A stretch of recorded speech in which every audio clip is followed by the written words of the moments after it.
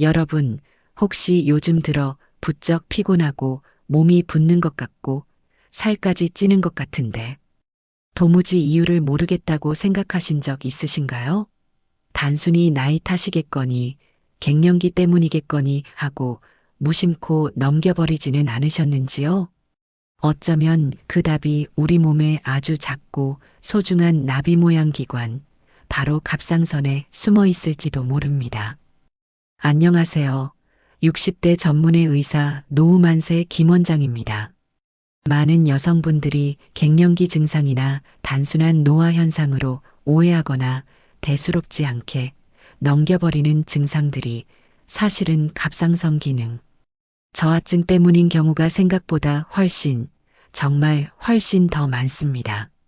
저는 오늘 이 자리에서 여러분의 궁금증을 해소하고 불안감을 덜어드리기 위해 진실을 담아 갑상선 기능 저하증에 대한 모든 것을 자세하고 알기 쉽게 여러분의 마음을 따뜻하게 달래면서 논리정연하게 설명해 드리겠습니다. 이 정보가 여러분의 소중한 건강을 지키고 활기찬 노후를 준비하는데 큰 도움이 되기를 진심으로 바랍니다. 우선 갑상선 기능 저하증이 무엇인지부터 함께 차근차근 알아보겠습니다. 갑상선은 우리 목의 중앙, 정확히 말하면 갑상선 연골 아래쪽에 위치한 아주 작은 샘기관인데요. 그 모양이 마치 나비가 날개를 펼친 것 같다고 해서 나비샘이라고도 불립니다. 여기서 분비되는 갑상선 호르몬은 우리 몸의 대사 속도를 조절하는 아주 핵심적이고 중요한 역할을 담당합니다. 마치 자동차에 비유하자면 엔진의 회전 속도를 조절하는 엑셀레이터 페달과 같다고 할 수 있죠. 이 호르몬이 충분히 분비되어야 우리 몸이 정상적인 속도로 에너지를 생성하고 소모하며 체온을 유지하고 장기들이 제 기능을 할 수 있습니다. 그런데 만약 이 갑상선 호르몬이 여러 가지 이유로 인해 너무 적게 나오게 되면 우리 몸의 모든 기능이 마치 슬로우 모션 영화를 보는 것처럼 현저하게 느려지는 현상이 나타나게 됩니다. 에너지를 만들고 소비하는 우리 몸의 거대한 공장이 제대로 가동되지 않고 멈춰버린다고 상상하시면 그 심각성을 더욱 쉽게 이해하실 수 있을 겁니다. 이러한 상태를 바로 갑상선 기능 저하증이라고 부릅니다. 특히 갑상선 기능 저하증은 남성보다 여성분들에게 훨씬 더 많이 그리고 자주 나타나는 대표적인 내분비 질환이라는 점에서 여성분들의 더욱 세심하고 지속적인 관심과 주의가 필요합니다. 2025년 현재 갈수록 복잡해지고 빠르게 변화하는 현대 사회 속에서 우리가 겪는 과도한 스트레스, 불규칙하고 서구화된 식습관, 그리고 환경 호르몬 같은 외부 유해 요인들의 끊임없는 영향 때문에 갑상선 질환을 겪는 환자분들이 안타깝게도 꾸준히 증가하고 있는 실정입니다. 단순히 요즘 좀 피곤하네 하고 대수롭지 않게 넘기지 마시고 내 몸이 보내는 작은 신호들에 귀 기울여야 하는 절실한 이유가 바로 여기에 있습니다. 여러분의 몸은 여러분 자신에게 가장 솔직한 이야기를 들려주고 있다는 것을 잊지 마세요. 그렇다면 이 갑상선 기능 저하증은 도대체 왜 생기는 걸까요? 그 원인은 한두 가지가 아니라 여러 가지가 복합적으로 작용할 수 있습니다. 가장 흔하고 대표적인 원인으로는 하시모토 갑상선염이라는 자가면역 질환을 들 수 있습니다. 자가면역 질환이란 우리 몸의 면역 체계가 어떤 이유로 인해 오작동을 일으켜 외부 침입자가 아닌 자기 자신의 몸을 공격하고 손상시키는 것을 말합니다. 이 경우 면역 체계가 아군인 갑상선을 적으로 오인해서 공격하고 염증을 일으켜 결국 갑상선 기능을 서서히 떨어뜨리게 되는 거죠. 마치 내 편인 줄 알았던 경비견이 엉뚱하게도 내 집을 보호하는 대신 부수고 있는 것과 같다고 생각하시면 그 심정이 어떠할지 짐작이 가실 겁니다. 이 외에도 다양한 원인들이 존재합니다. 예를 들어 갑상선암 등으로 인해 갑상선 수술을 받았거나 갑상선 기능 항진증을 치료하기 위해 방사선 요오드 치료를 받은 후에도 갑상선 기능 저하증이 발생할 수 있습니다. 또한 갑상선 기능을 의도치 않게 저하시키는 특정 약물의 리튬, 아미오다론 등을 장기간 복용하는 경우에도 나타날 수 있습니다. 드물지만 뇌하수체에 문제가 생겨 갑상선 자극, 호르몬 TSH 분비에 이상이 생기거나 우리 몸에 필수적인 미네랄인 요오드의 섭취가 너무 부족하거나 반대로 지나치게 과도한 경우에도 갑상선 기능에 불균형을 초래할 수 있습니다.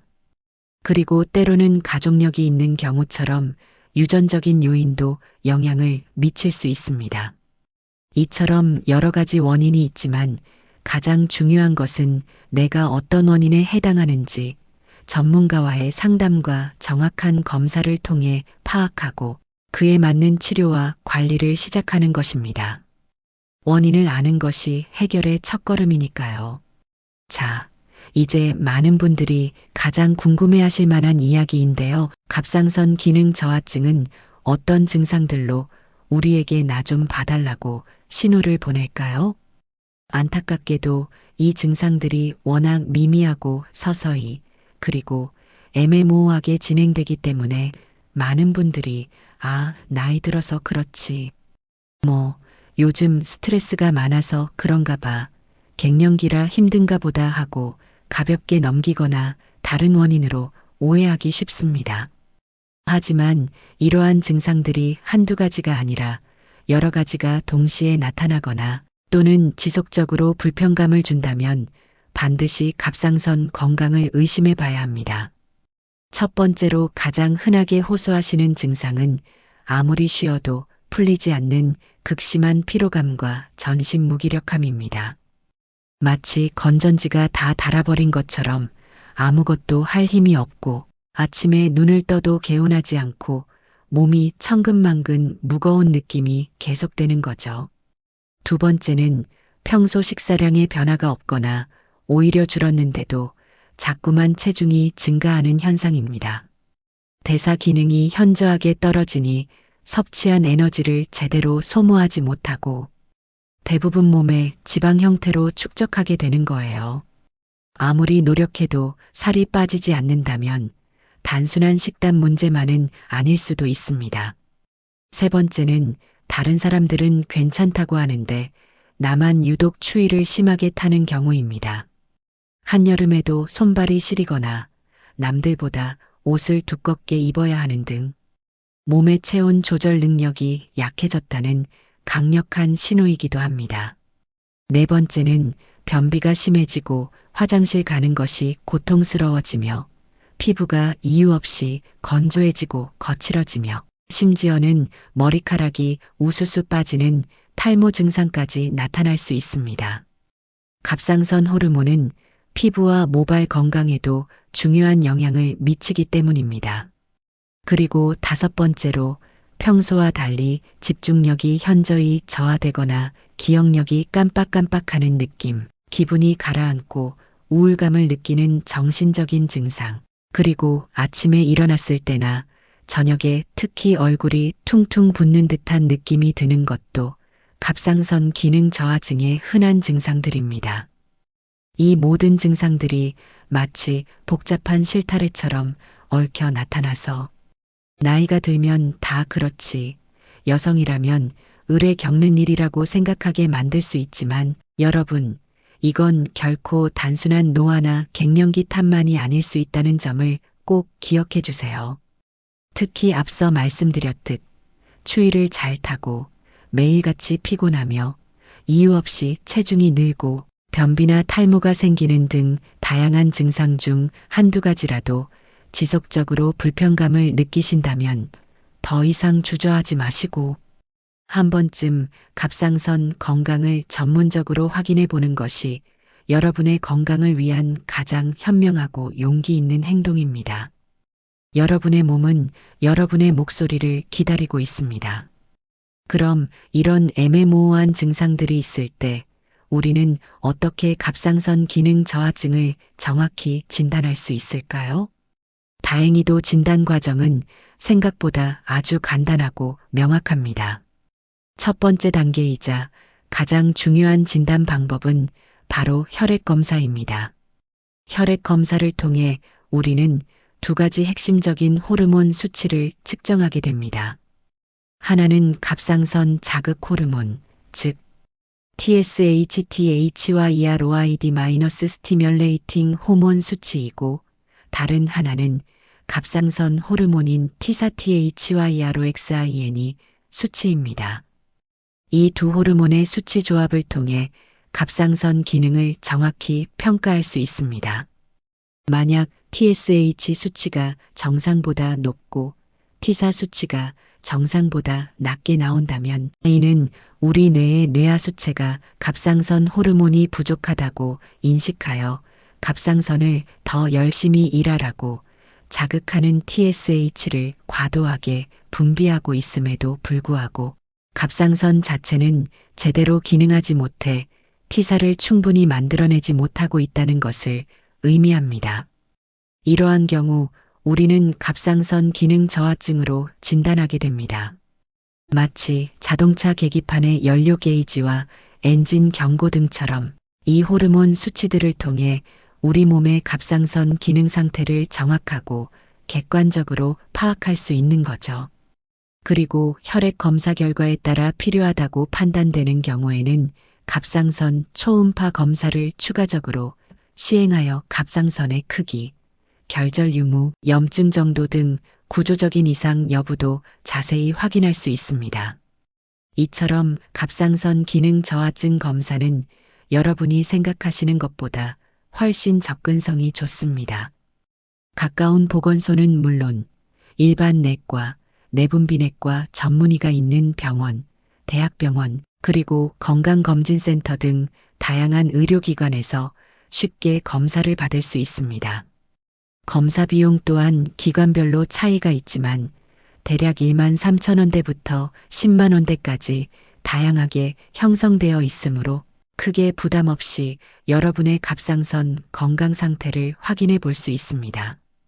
그러니 어떤 망설임도 없이 건강을 위한 첫걸음을 내디디시기를 권유합니다. 만약 갑상선 기능 저하증으로 진단받았다면 어떻게 치료해야 할까요? 진단을 받고 나면 혹시라도 큰 병이 아닐까, 평생 약을 먹어야 하나 하는 걱정이 앞설 수 있습니다. 하지만 여러분, 너무 염려하거나 불안해하지 마세요. 갑상선 기능 저하증은 아주 잘 치료되고 관리될 수 있는 결코 불치병이 아닌 만성 질환입니다. 핵심적인 치료 방법은 바로 약물 치료, 즉 호르몬 대체 요법입니다. 우리 몸에 부족한 갑상선 호르몬을 레보티록신의 REVOTH와 EROXINE라는 합성 갑상선 호르몬제로 호충해주는 방식인데요. 시중에는 신지로이드전과 같은 이름으로 처방됩니다. 이 약은 T사 호르몬을 보충해주는 표준 대체 요법제로 대부분의 갑상선 기능 저하증 환자분들이 이 약 하나로 충분히 정상적인 갑상선 기능을 회복하고 건강하고 활기찬 생활을 유지할 수 있습니다. 중요한 것은 전문의의 지시에 따라 정해진 용량을 정확히 그리고 꾸준히 복용하는 것입니다. TSH 수치가 10mIUL 이상이면 지체 없이 치료를 시작하는 것이 원칙이며 TSH 수치가 5에서 10mIUL 사이인 경우에는 환자분의 나이, 임신 여부, 동반된 다른 질환 유무 등을 종합적으로 고려하여 치료 시작 여부를 신중하게 결정하게 됩니다. 약 복용을 시작하게 되면 대략 6주에서 8주 간격으로 정기적인 혈액 검사를 통해 호르몬 수치를 세밀하게 확인하고 그 결과에 따라 약물 용량을 조절하게 됩니다. 일단 상태가 안정적으로 유지되면 6개월에서 1년에 한 번 정도 추적 검사를 진행하며 지속적으로 관리하게 됩니다.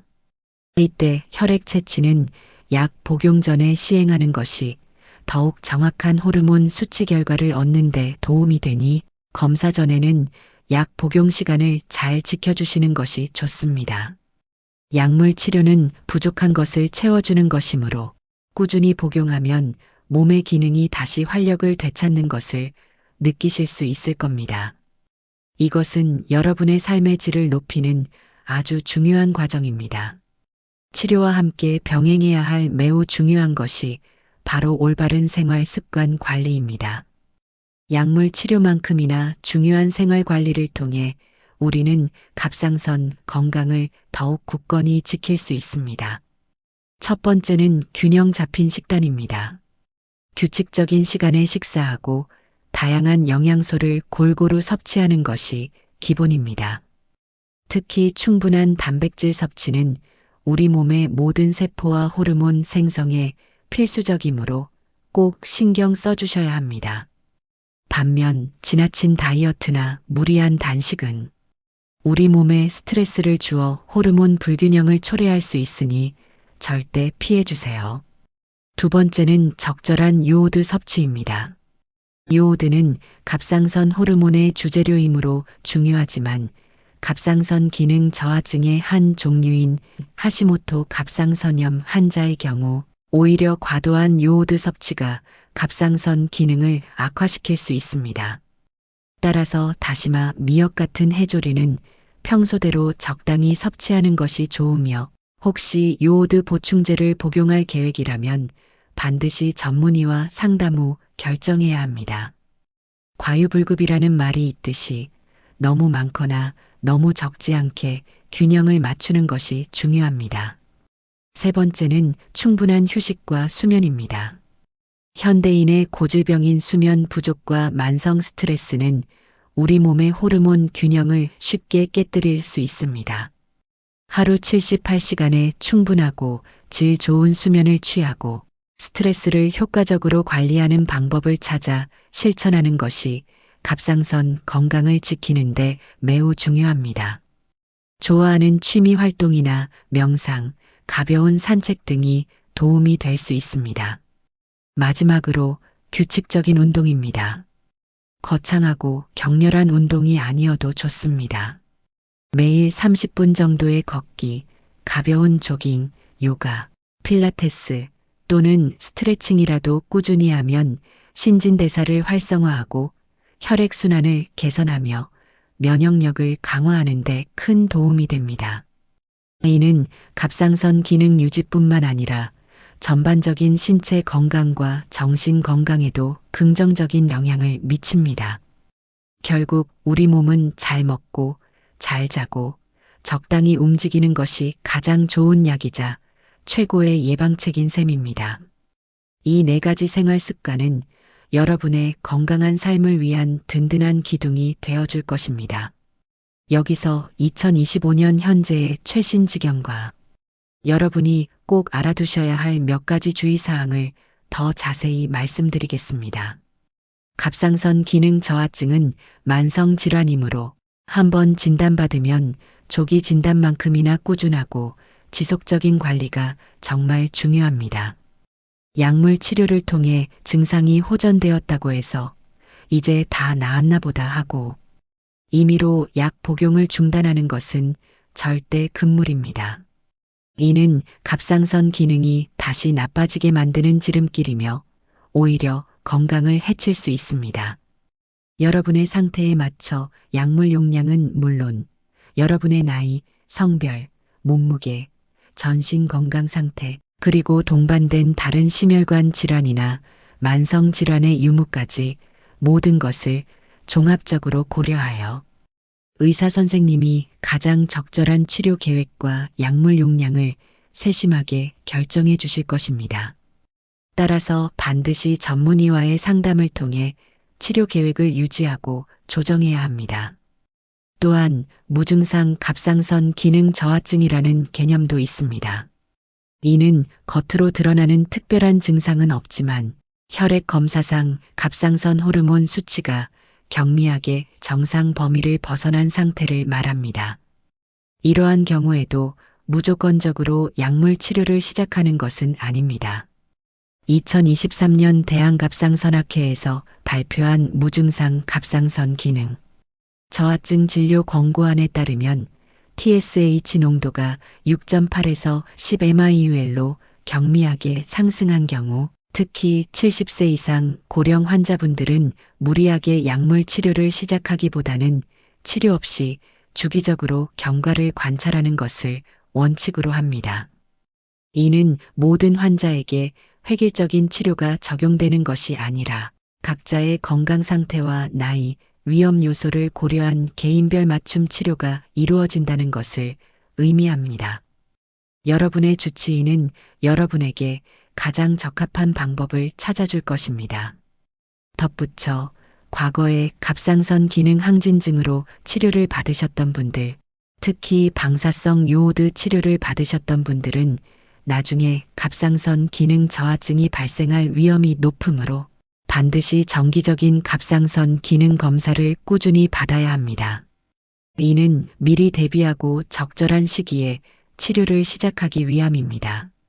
마지막으로 추적 검사 시에는 TPO 항체 항갑상선 과산화 효소 항체를 측정하여 자가면역, 갑상선염, 즉 하시모토 갑상선염의 동반 여부를 확인하는 것이 중요합니다. 이 항체의 유무는 치료 방향이나 예후를 예측하는 데 중요한 정보를 제공해 줄 수 있기 때문입니다. 이처럼 최신 의학 직연은 단순히 호르몬 수치만을 보는 것이 아니라 여러분의 전반적인 건강 상태와 개별적인 특성을 모두 고려한 다각적인 접근을 강조하고 있습니다. 이런 점들을 잘 알고 전문가와 끊임없이 소통하며 여러분에게 가장 적합한 건강관리 계획을 세우는 것이 무엇보다 중요하다고 할 수 있습니다. K대학교 내분비내과 박소영 교수님께서는 갑상선 기능 저하증에 대해 이렇게 조언하셨습니다. 갑상선 기능 저하증은 증상이 아주 천천히 그리고 서서히 진행되기 때문에 많은 분들이 만성, 피로감이나 원인 모를 체중 증가를 단순히 나이가 들어서 그러려니 혹은 요즘 스트레스가 많아서 그렇겠지 하며 단순한 노화 현상으로 착각하기 쉽습니다. 하지만 이러한 경미한 증상이라도 오랫동안 지속되고 여러분의 일상생활에 불편함을 초래한다면 결코 가볍게 여기지 마시고 가까운 병원을 찾아 전문의의 진료를 받아보는 것이 현명하고 중요합니다.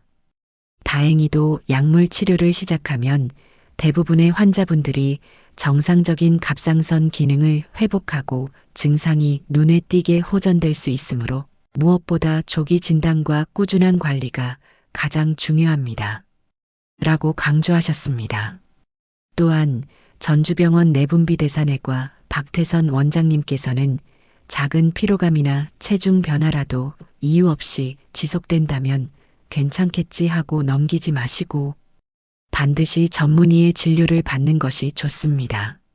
갑상선 기능 저하증은 약물 치료만으로도 충분히 건강하고 활기찬 생활이 가능하므로 병을 키우지 않고 조기에 진단하여 꾸준히 관리하는 것이 여러분의 건강한 삶을 위한 중요한 열쇠가 됩니다. 라고 거듭 당부하셨습니다. 이처럼 많은 전문가분들이 한결같이 조기 진단과 꾸준한 관리가 여러분의 삶의 질을 얼마나 높여줄 수 있는지 그 중요성을 목소리 높여 말씀하고 계십니다. 사랑하는 여성 시청자 여러분, 그리고 이 영상을 보고 계신 모든 분들, 우리 여성들은 가정에서, 사회에서, 그리고 개인의 삶 속에서 정말 많은 역할을 수행하며 살아갑니다. 가족을 돌보고 가정을 꾸려나가며 사회생활을 하느라 정작 자신의 몸은 뒷전으로 미루거나 돌보지 못하는 경우가 많습니다. 내가 좀 힘들면 어때? 이 정도는 다 참고 견뎌야지. 나 하나 희생하면 모두가 편하겠지 하고 생각하며 자신의 몸이 보내는 신호들을 애써 무시하시지는 않으셨는지요? 아닙니다. 여러분의 건강은 이 세상 어떤 것과도 바꿀 수 없는 가장 소중한 자산입니다. 여러분이 건강해야만 여러분의 가정에도 웃음꽃이 피고 사회생활도 활기차게 이어갈 수 있으며 무엇보다 여러분 자신의 삶을 온전히 누릴 수 있습니다. 여러분은 세상에서 가장 소중한 존재이며 여러분이 건강해야만 모든 것이 제자리를 찾고 균형을 이룰 수 있습니다. 갑상선 기능 저하증은 여성에게 특히 많이 나타나는 내분비 질환이지만 결코 절망할 필요가 없는 질병입니다. 정기적인 건강검진을 통해 여러분의 호르몬 수치를 주기적으로 확인하고 앞서 말씀드린 요오드와 셀레늄 같은 필수 영양소가 풍부하게 포함된 균형 잡힌 식단을 꾸준히 유지하며 전문의와 상담하여 올바른 약물 치료를 받는다면 충분히 회복하고 건강한 삶의 활력을 되찾을 수 있습니다. 그러니 혹시 앞서 자세히 설명해드린 피로감, 체중 증가, 추위, 변비, 탈모, 집중력 저하, 우울감 등의 증상들 중 한두 가지라도 오랫동안 지속되거나 반복적으로 여러분을 괴롭힌다면 더 이상 나이 탓, 갱년기 탓, 스트레스 탓이라고만 생각하며 스스로를 단정 짓지 마시고 가까운 병원을 찾아 전문의와 솔직하고 자세하게 상담해 보시기를 간곡히 가리고 진심으로 권해드립니다. 여러분의 용기 있는 한 걸음이 건강한 미래를 만들 것입니다. 내 몸이 보내는 작은 신호들, 때로는 미미하고 무시하기 쉬운 그 신호들에 귀 기울이는 것.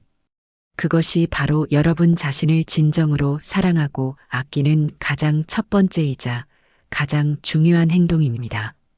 여러분의 건강한 노후, 활기찬 내일을 위해 노후만세 채널이 언제나 여러분 곁에서 응원하고 지지하겠습니다. 오늘 이 영상이 여러분의 건강에 조금이나마 유익하고 도움이 되셨다면 노후만세 채널 구독 버튼을 눌러주시고 좋아요를 통해 격려의 메시지를 보내주세요. 또한 이 중요한 정보를 사랑하는 가족과 친구, 동료들에게 널리 공유해 주시고 앞으로 올라올 유익한 영상들을 놓치지 않도록 알림 설정까지 꼭 부탁드립니다. 여러분 모두가 갑상선 건강을 잘 지키시고 활기차고 행복한 삶을 누리시길 진심으로 바랍니다.